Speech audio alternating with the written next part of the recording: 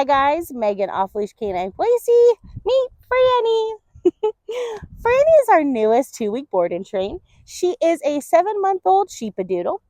The owners bring her to us because they love Franny, but Franny's a bit of a wild child.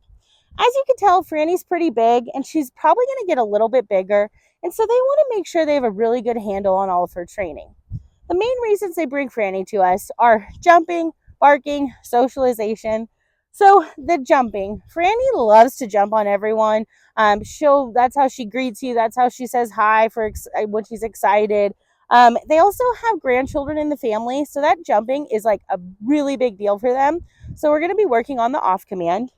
The other thing is Franny will sometimes bark at new people. Now, because she's been a bit of a wild child, they haven't been able to take her out and socialize her very much. So when she sees new people, sometimes she'll be nervous.